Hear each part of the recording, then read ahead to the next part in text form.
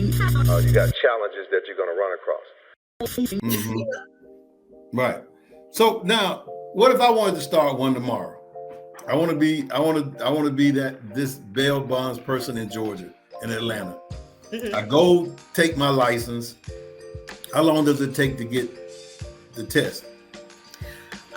The test usually is not that long. Most people can pass within 30 days. They normally pass it. The hard part is the learning the business. There's an apprenticeship phase. So the apprenticeship phase is 6 months, and they do that purposely. It's with intention because this is a cash business. We're dealing with human lives here, real people. So that you have to study, you have to do an understudy with someone like myself for the next 6 months so that you can learn the business. So you can't just say, hey, I want to pay you a bunch of money and get into business right now. I'm not even going to sign my name next to that, Right. So because I want to make sure, like I said, public safety is real. We want to make sure that people, these families are being taken care of properly, and especially if I'm putting my name next to it. So a person would have to go through the whole process. They have to go through the 6 months, learn the business. They'd have to show some dedication, show me that this is what they really want to do before I start releasing contracts to people. Because if you're falling short, then I don't see why I should, partner up with you in any kind of way. Because as we all know, family first. Mm-hmm. What about danger? How dangerous is it? I mean, do you carry? Are you licensed to carry? Yeah. Well, here we don't need a license anymore, but yes, I do carry a gun, but surprisingly enough, I haven't really needed it much. Wait a minute. In Cleveland, you don't have to have a license to carry a gun? Yeah, right. Yep. They just Lewis, help me out here. What senator signed off on that? I don't know the senator's name, but that's new. That just recently happened. Yeah, it just recently happened. Was it within the last year or something? Yeah. Well, what do you think about that, Lewis? Huh? What do you think about that? I think that's how it should be. I'm pro guns. I don't think guns kill people. It's not being able to think through situations. Because you could be in a room full of guns with 100 other people. The only way somebody's gonna get shot is because of your thoughts, not because of the gun. So, we educate the minds of the children, we built into them, they wouldn't be shooting each other. They would be able to have conflict, they would be able to have emotions, go through the process of thinking, and come out with a result other than shooting each other. Wow. Okay, well, I never looked at it like that, but I'm thinking, man, I know in Georgia, I don't even know if that's the case. I don't think it's open carry here like that. But I can imagine if it was, and everybody just started carrying, wouldn't that be kind of, Well, think about it. It would make society so much safer. Imagine if everybody in the bank, if you knew 50% of the people in the bank, the store, the gas station, all had guns. Who robbing that? Crime would drop dramatically. If you knew 50% of the houses probably got gun carriers in them, who breaking them houses? You think the neighbors might have a gun, might shoot you. People like easy. I keep telling them, crime is about opportunity, and people like easy. Criminals don't go look for hard stuff. That stuff you see on the movie, like the Italian Job, and that's not real. That's outliers. Them famous cases that happen once, and they usually embellish those. That's not real. People like old granny, no help, a cat. I'm gonna steal her pocketbook and run off with it. Easy. Yeah. Maybe Granny had a gun. They ain't robbing Granny. No Granny strapped. Right. Wow. Okay. So keep everybody honest. What was that? It will keep everybody honest. People will be more respectful because they're like, well, he got a gun. I don't want to say nothing disrespectful.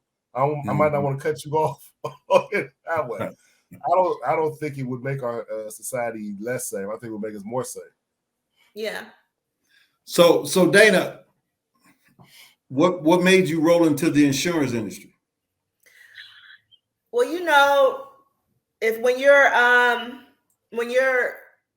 you're seeing what your families are going through, especially in the bail industry with the shooting, with the crime, you're paying attention. And I'm starting to see like these GoFundMe's, things like that. And I kept thinking like, man, I need to maybe add another service to my business to let these people know like that there's there's another way to move out here. Make sure you take care of your family. And I just thought that would be a plus and a win. Maybe I could educate a couple families because, that's just automatic. I've always had insurance, I've always had life insurance. I mean, starting out at the post office, they automatically give you a policy when you get the job. So I've always seen it, but it was kind of surprising to me to know like, the crime was a little bit higher. There were more deaths.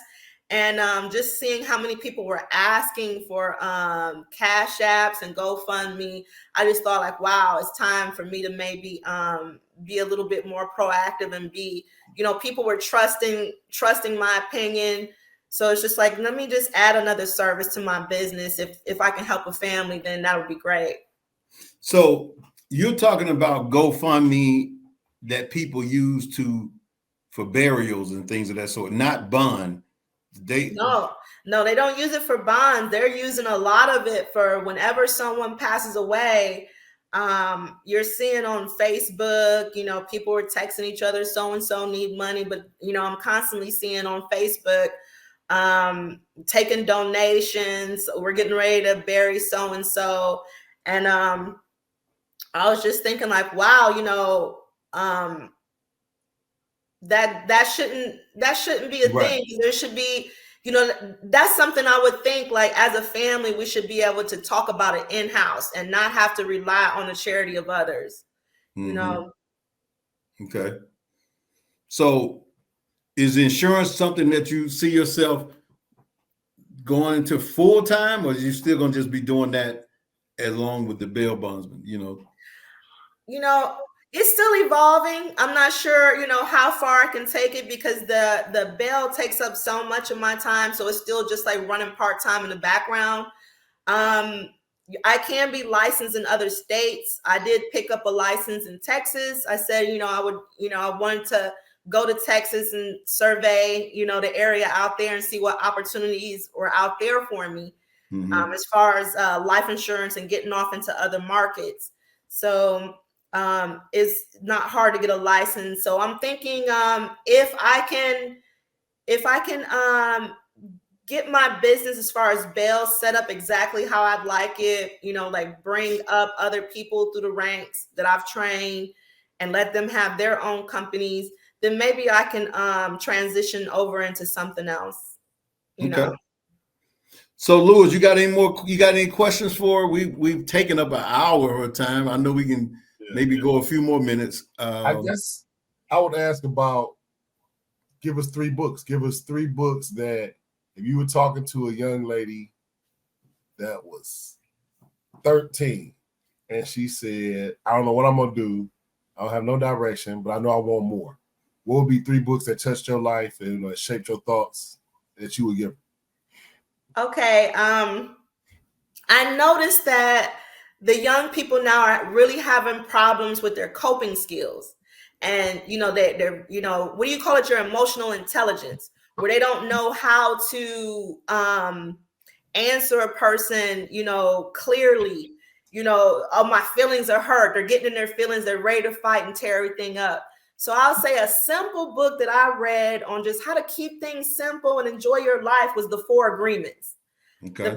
That book, I'm so glad. I don't know what made me get that book, but I'm glad I got it. It's by Don Miguel Ruiz, The 4 Agreements. So, that really just gave me another perspective. Like, like some of this stuff is so negative. You don't have to entertain that in life, and you can kind of shift your mindset, and that is so important. It'll transform your life.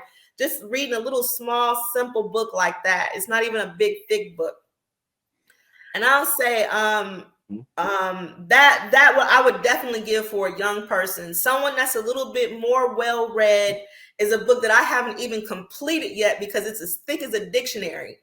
And it's a little bit more complex, but I really love the nuggets and jewels that was in it. And that's The Miracle Power of Your Mind. So who's the author of that? That's Joseph Murray. Okay. I hadn't even finished that book, but it really helped me kind of shift my perspective as far as like how I think day to day.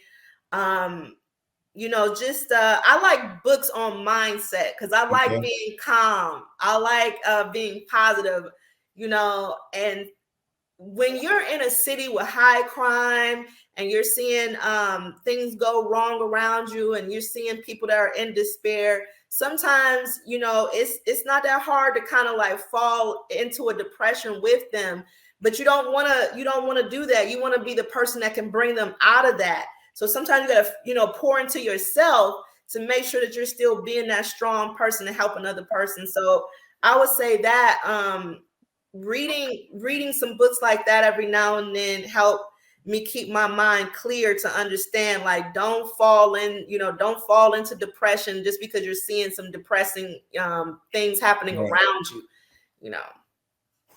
Okay. What the third one at? You didn't give us a third. I don't know what the third one was. You don't say the Bible. I don't know what the third one is. I don't have one off the top of my head right now. Gentlemen. Just gonna say Proverbs. Listen, that Proverbs, you can't beat that Proverbs. No, look, you know what? I'll say one. I will say that because I am a youth leader at church, and that's a new lane for me. And one verse that spoke to me, and I don't know the verse right now, but there's a couple. And definitely read the good book, read the Bible to kind of get some nuggets and jewels in there, But I read Isaiah, and I can't remember which one, Isaiah 43 or something. And I'm sorry, guys. I'm sorry I don't have the exact verse, but Isaiah talks a lot about redemption. Mm-hmm.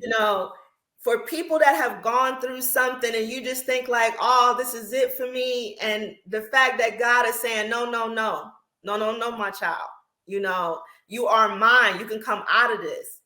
That really motivated me and, really helped me because God is saying, no, you are mine. You belong to me. So, the stuff that we are made of, God put it there. So you might fall, but there's a way back. And I would really say, if there's anyone that's been through some things, like you said, you've gone to jail, you've lost some loved ones, you've made some decisions that you aren't really proud of, I would say read on that. It's some really heavy hitters as far as redemption. Redemption is You're saying Isaiah? Yeah, the book of Isaiah. Okay, all right. All right, cool. That's 3. You got it. Yeah, we good. Anything else you want to say before we let you go? Anything else you want to mention that we didn't mention? Did you want to say how did you go from Islam to the Bible, or what? Or we can talk about something else. What other topic or what other subject or anything you want to say before we let you go that people need to hear? I would say this. When you're growing up in the inner city or in the hood, you're gonna hear no a lot. I know I did, a lot of my friends did, and people I grew up heard no. And so we heard no so much that when you're in sales, all you want to hear is yes.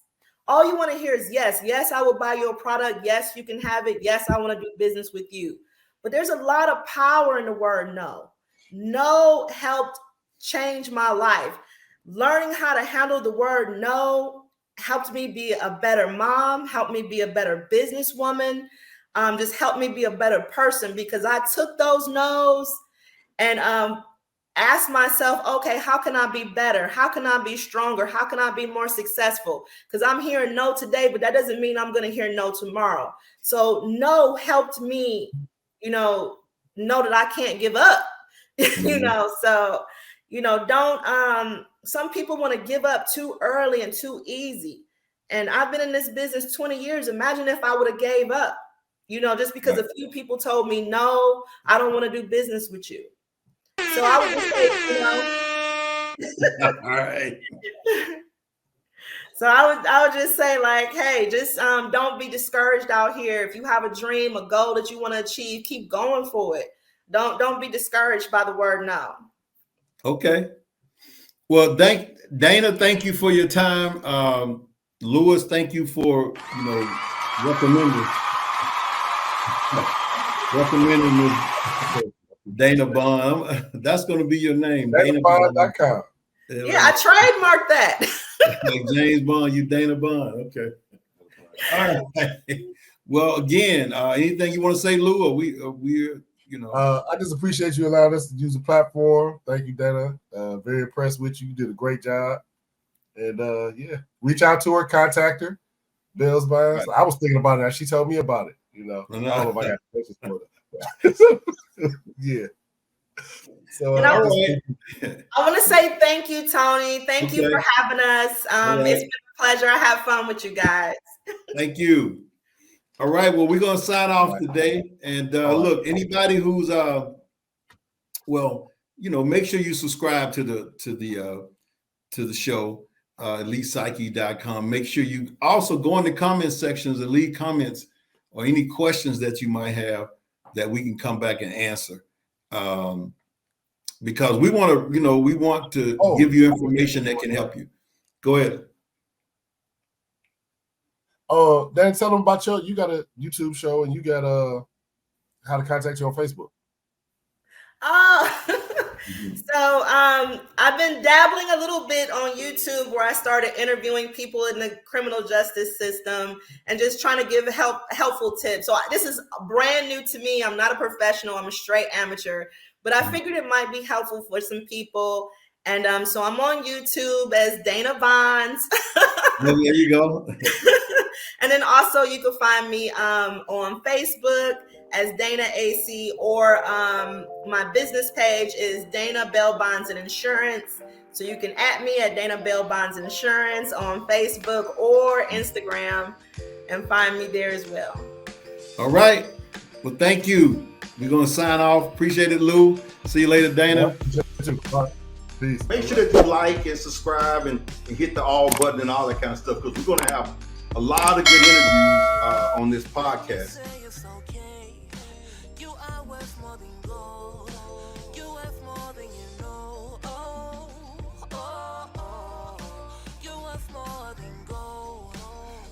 More